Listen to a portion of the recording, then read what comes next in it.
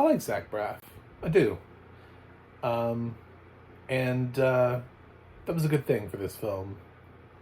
We're going to use the word good a lot in this review. So I'm John Stark from MacTheMovieGuy.com, and if you could go ahead and smash both of those validation buttons, that'd be great. Because we're going to talk about a good person. This is on MGM Plus, and it has audio description. What? What? Look at that. Yeah. We're MGM Plus coming in clutch with the audio description for something released in 2023. Look at that. Wow. Just take a moment to appreciate that. Then we'll move on. Anyway, it stars Florence Pugh, Morgan Freeman, Celeste O'Connor, and I'll say Molly Shannon, because I like to bring up Molly Shannon. I do think she's immensely underrated as a dramatic actress. And there are films for which I would have nominated her for an Oscar that she has not been.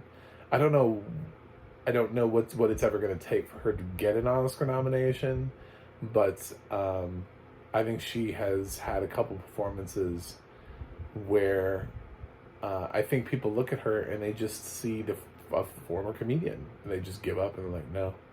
I think she's really good, and I was pleasantly surprised because I didn't realize she was in this. I had always just kind of heard this was a Florence Pugh Morgan Freeman film. So glad to see her in this. So delighted.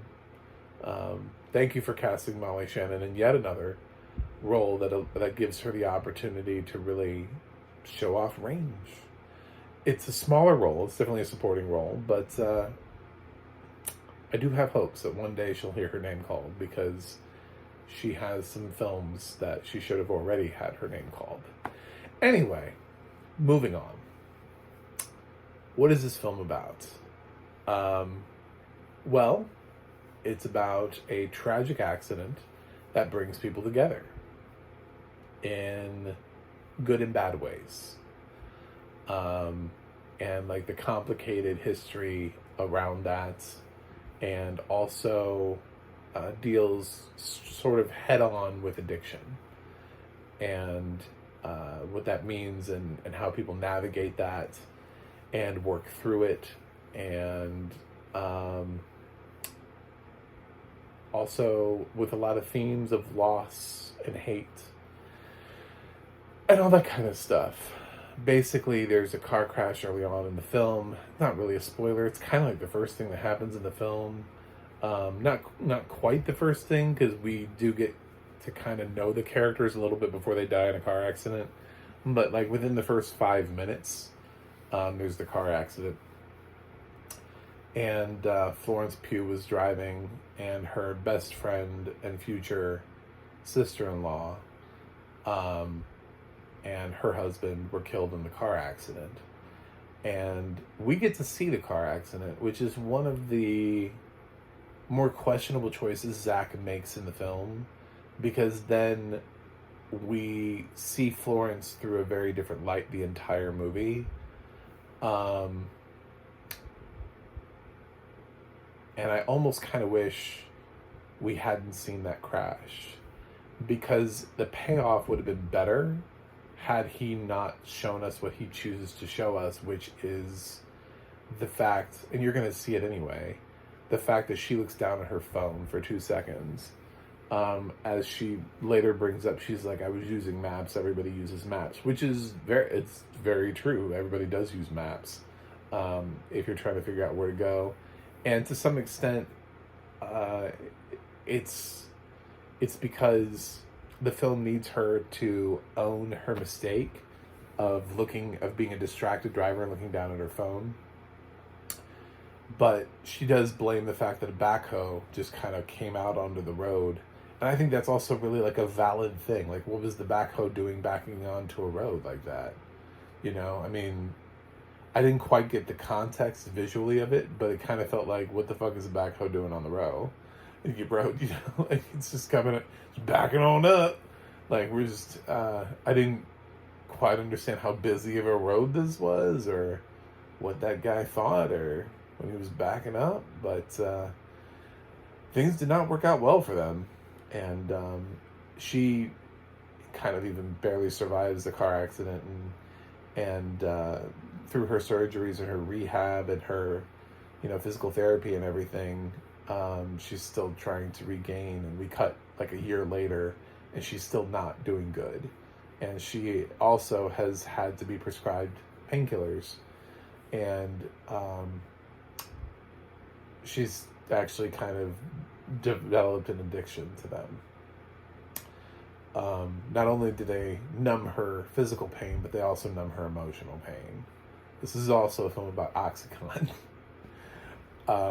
Just in case anybody's aware of that. Anyway, so she does develop an addiction problem, and on the other side, we're also shown the story of Morgan Freeman, who was the father to her best friend, future sister-in-law, which also means the father who would have been her, her father-in-law, and the guy that she was set to marry, Nathan, over the last year since the crash. They ended up splitting up even though they were just about to get married. And Morgan Freeman is now raising the best friends, who was named Molly, is now raising Molly's daughter, Ryan. So that's where we're at. Morgan Freeman's raising a teenager. And Ryan, we're shown her a little bit before the crash. There's a really great scene with Morgan Freeman when he gets a phone call and he plays it off because he's with Ryan, with a lot of restraint. And it's only because Morgan Freeman is one of the greatest living actors that scene works as well as it does, because he has to kind of drop off Ryan, and he knows where he's headed, and he lets her know that he'll be the one picking her up today. And she's like, well, I thought Mom was going to be back and she'd be. And he's like, I'll be the one to pick you up today, because he doesn't want to tell her. And then he goes to the hospital to see what's up. And it's just, it's not a happy film. So if you think this is a happy film, if you heard Zach Braff and thought comedy, this is not what this is. This doesn't have the quirkiness of Garden State or Wish You Were Here, or anything Zach Braff has directed. This is the most serious thing he's ever gone after before. And I think he pulls it off for the most part. I know this does divided critics. It doesn't really have a great critic score. Actually, it has a higher IMDb score than it does across the board to critics. It's like a 7 on IMDb, but it's like a 50 on Metacritic. Usually that's not really the correlation. It would be a little bit lower on IMDb, but it turns out audiences are enjoying this a little bit more than critics. I think part of it is Florence Pugh does a fantastic job here. Morgan Freeman does a fantastic job here. And Zach Braff, for the most part, navigates the drama rather well. He just makes a couple of choices that I think pull his film down and end up sort of ruining the overall potentially fantastic experience that we're all going to have. So the acting here is across the board. I loved it. I thought Florence Pugh did a terrific job here. Again, with a couple better choices and a different release date, I don't see why Florence Pugh wouldn't be in the awards race, but I can see why this film isn't going to get her there. She couldn't get there last year with that Netflix movie, and there's something to be said about doing great acting in an imperfect movie. It's really hard because there are only 5 acting slots, and not everybody can Ana de Armas their way through a film that is, to get to an awards nomination. So it's not something that I think would have worked if the release date had changed under the way that Zach currently has his film edited. I wouldn't have shown the crash the way he shows it. I think that needed to be revealed later. And I don't even think you needed to show the crash, to be totally honest. You could have just shown them down the road and driving down the road and then cut to Morgan and then cut to the hospital. Just skip the crash altogether and show that to us later. Let her continuously defend herself, because the way that Zach sets it up is a little bit spoilery, but not really. There's other stuff to this film that has more relevance to the plot. Immediately, of course, the cops want to take her blood because they want to see whether or not she was drunk or high. Well, she's cleared of that, so she wasn't. She wasn't drunk or high, and there was a big investigation into this case, and we're told that there was. And multiple times it's mentioned that Morgan Freeman has memorized all of those police reports. So it would have allowed her to continue to tell her version of the story and narrative without us knowing what the true version of the story and the narrative is. And I think it would have set up her character better, because the whole time it's really hard to sympathize with her because we know she's lying. We know she's lying from the very beginning. And I don't really understand why Zach chose that as a route. I don't know why Zach picked that way for us to know for the entire film that his protagonist is a liar. I don't see the upside to that. I think this film, if we had seen her as a human who was in this terrible accident, who was addicted to painkillers, who was just trying to find her way back, who has a mom that's also trying to help her find her way back, who's trying to get clean. That's where she runs into Morgan Freeman later on in the film, is that she does go to a meeting. And lo and behold, look who's there. Look who used to have an alcohol problem. And that's when Morgan believes that, she must have been sent there for a reason, so he decides to be nice to her, even though apparently he spent the last year hating her. He thinks that God sent her there, or something like that is what he says later on. So they sort of develop this weird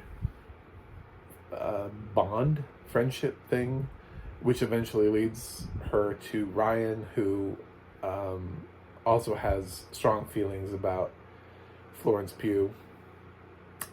And it's all about this recovery and addiction type stuff for both of these characters, for Florence and for Morgan, and tragedy and how that pulls you back in, and the things we take, whether it's pills or alcohol, to try to relieve that pain.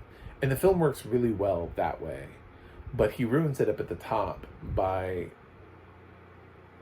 showing us that Florence is lying for the whole film. And then at the end, he feels the need to he goes a little bit too far with it. Instead of finding a different way to end the film, he feels like he has to tie it up with a bow. And I don't think the film works tied up with a bow. I don't think the film, to me, I didn't like the ending. I would have cut the last, 5 to 10, however long that was of the film. I don't want to say what happens at the end of the film, but it was just I felt like the film was going somewhere and it kind of could have ended. You just, wrap it up and then we move on. But instead it added this, well, we got one more thing to say. And I was like, I don't know that you needed to say that,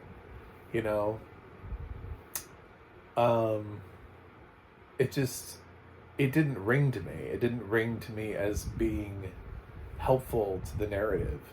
So, it's a film that's helped a lot by the strong performances. I think some choices that Zach Braff made are the reason why critics are not necessarily embracing this film. And there are choices that I agree should not have been made. Um, I like Zach Braff, but I can clearly see, like, if we were buddies and he sat me down, he's like, "Bro, this is my new picture. Well, what do you think?" I'd have been like, "You need to cut that, and you need to cut that, and you've got yourself a strong film."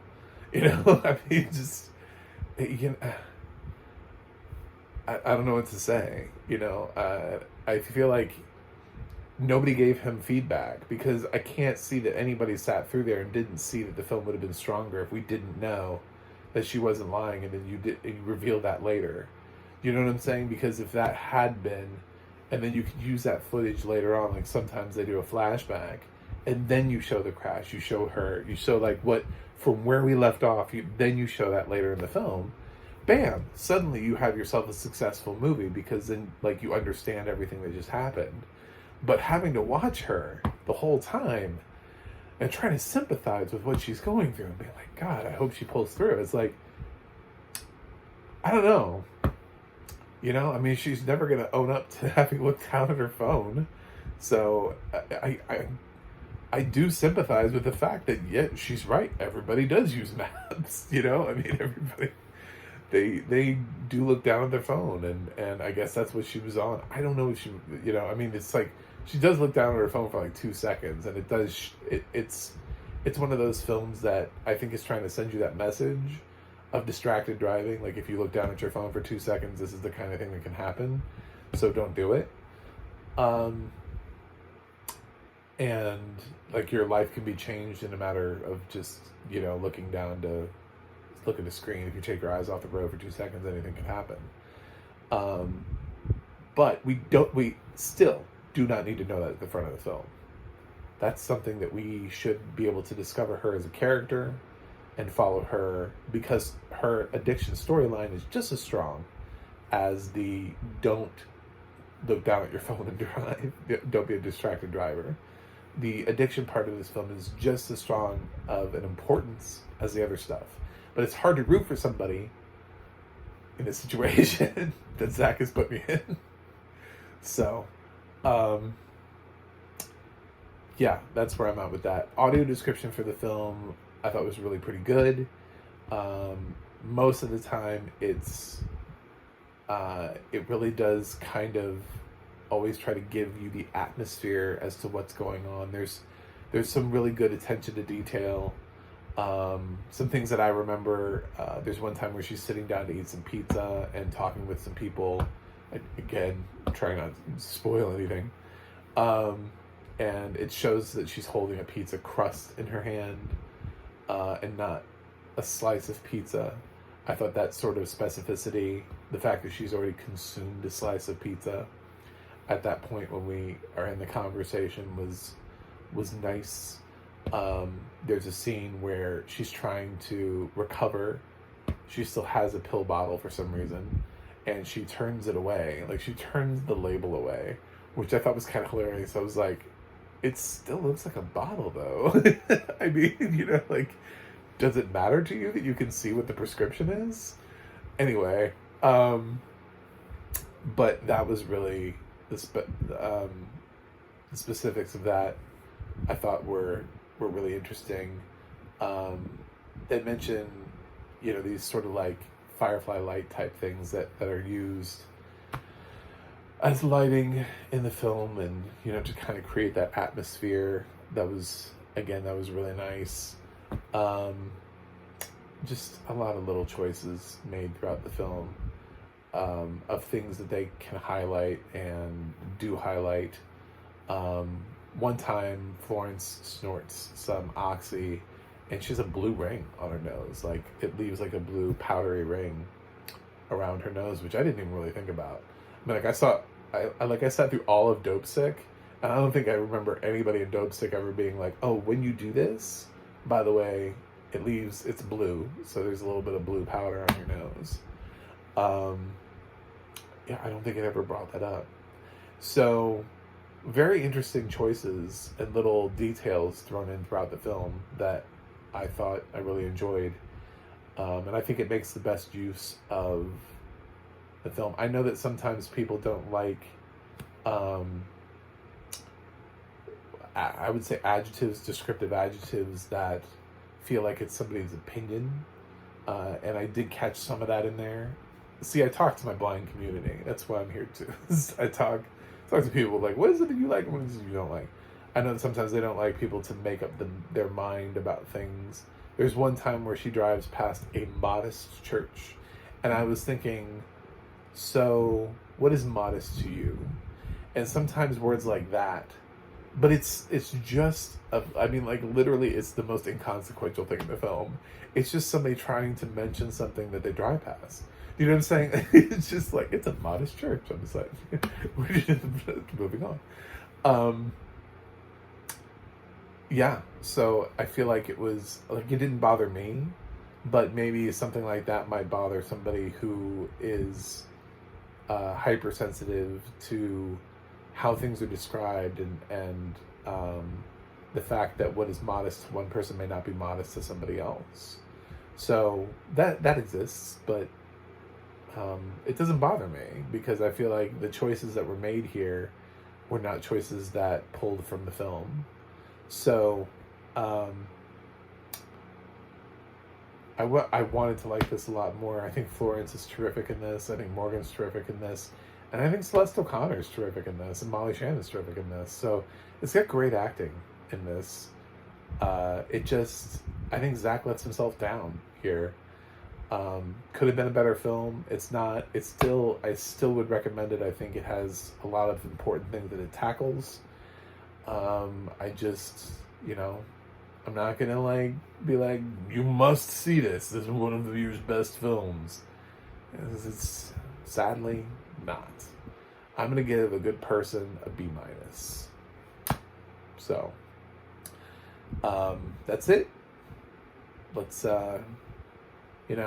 keep hoping that MGM Plus expands their audio description. They don't have that many titles, but it's nice that they do offer already more than AMC Plus. So that's a thing. So we're already in the right direction. Anyway, thanks for watching. Thanks for subscribing.